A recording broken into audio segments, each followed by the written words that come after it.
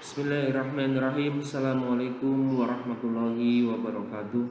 Alhamdulillah wa syukurillah, pada kesempatan kali ini kita masih bisa bertemu meskipun hanya dalam video pembelajaran jarak jauh. Mudah-mudahan anak-anakku semua dalam keadaan sehat, semangat, dan siap untuk mengikuti pembelajaran. Pada kesempatan kali ini kita akan belajar tentang pernafasan pada hewan. Kalian bisa membuka buku tema 2, subtema 1, pembelajaran 1 untuk penguatan IPA-nya. Pak Guru mohon izin ya untuk melepaskan masker karena Pak Guru berada di satu ruangan dan sendirian. Kita langsung mulai.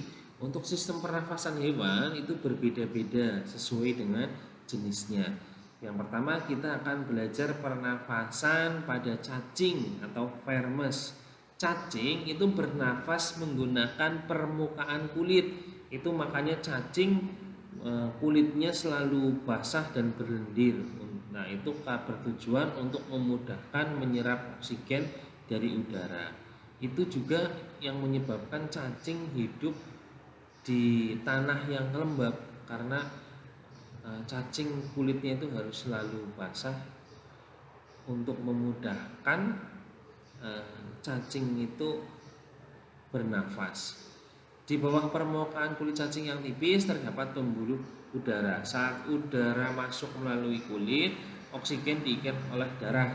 Pada darah cacing terkandung hemoglobin sehingga mampu mengikat oksigen. Oksigen yang diikat oleh hemoglobin lalu diedarkan ke seluruh tubuh. Zat sisa pembakaran berupa karbon dioksida dan uap air dikeluarkan dari tubuh juga melalui kulit cacing. Jadi alat pernafasan cacing atau vermes adalah permukaan kulit. Ini ada gambar cacing.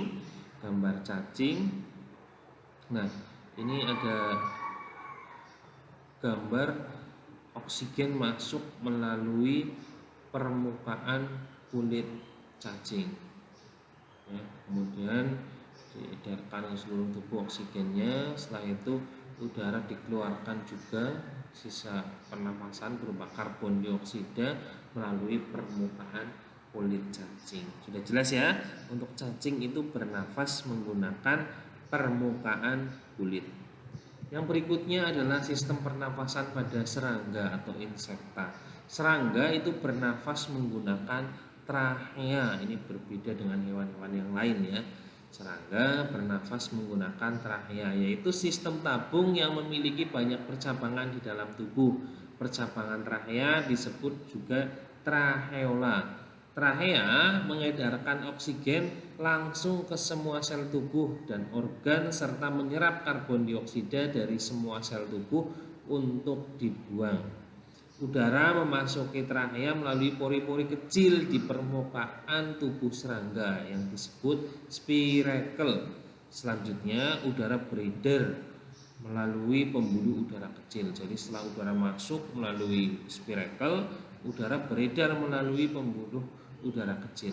Sel-sel tubuh mengambil oksigen langsung dari pembuluh udara kecil itu. Karbon dioksida dari sel akan mengalir ke tracheola lalu dibuang melalui spiracle. Ini ada gambar serangga, ini adalah gambar lebah madu.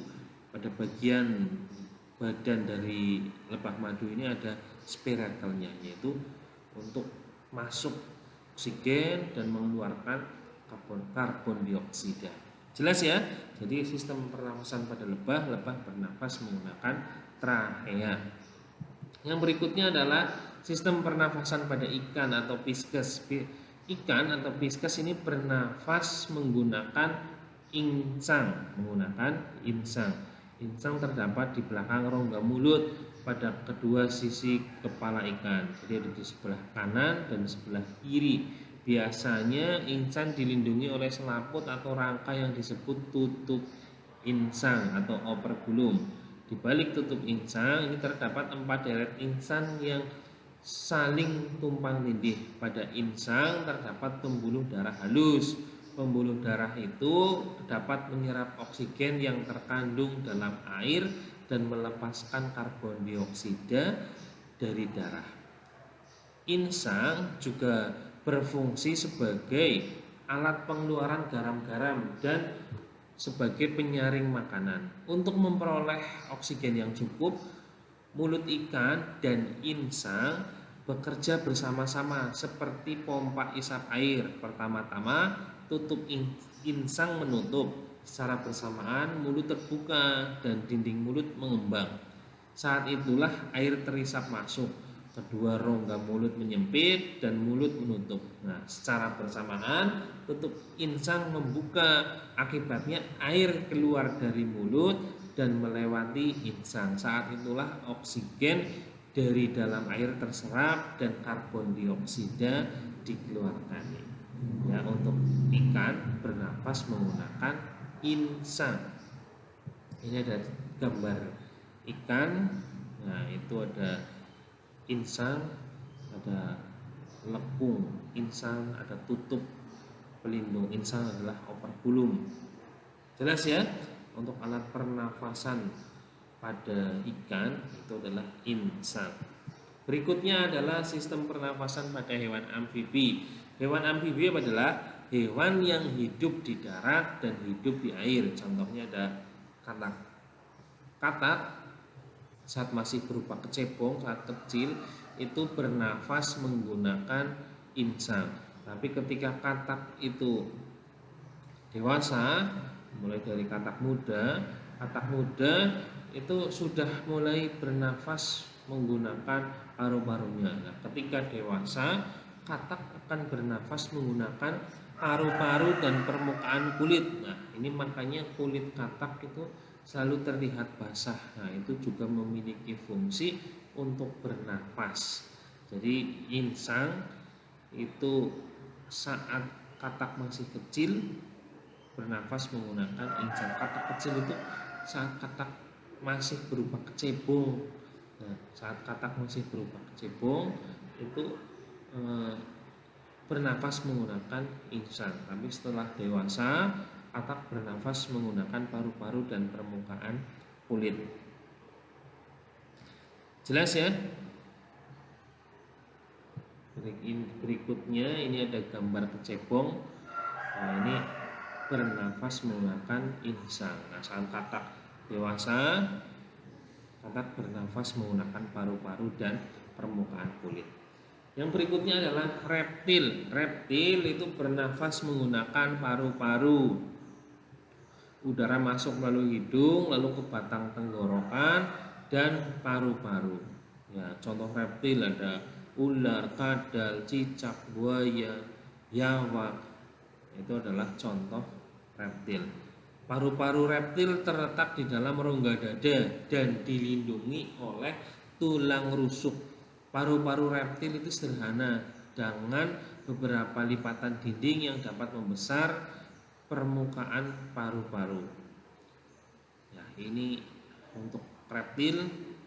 Contohnya ini ada organ dalam reptil, yaitu ada paru-paru, dilindungi oleh tulang rusuk yang berada di rongga dadanya. Berikutnya adalah sistem pernafasan pada burung atau Aves. Aves atau burung bernafas menggunakan paru-paru. Paru-paru burung terletak di rongga dada. Nah, udara yang mengandung oksigen masuk melalui lubang hidung pada pangkal paruh sebelah atas. Selanjutnya udara masuk melalui pembuluh udara yang disebut dengan trachea. Dari trachea, udara sebagian masuk ke paru-paru dan sebagian masuk ke kantong udara. Kantong udara ini berfungsi untuk menyimpan oksigen. Jadi saat burung terbang, burung itu tidak bernafas. Jadi burung bernafasnya itu saat tidak terbang dan udaranya sebagian disimpan di kantong udara. Nah, saat terbang, burung akan mengambil oksigen dari kantong udara tersebut. Nah, ini ada contoh gambar burung, udara masuk melalui hidung, masuk ke trachea. Nanti udara ada yang masuk ke paru-paru, ada yang masuk ke kantong udara. Kantong udara ini berisi udara digunakan saat burung terbang. Jelas ya? Untuk sistem pernafasan burung yaitu menggunakan paru-paru. Yang berikutnya adalah sistem pernafasan pada mamalia. Mamalia itu dibagi jadi dua, ada mamalia darat dan mamalia air. Mamalia darat contohnya ada kambing, sapi, kerbau, kuda.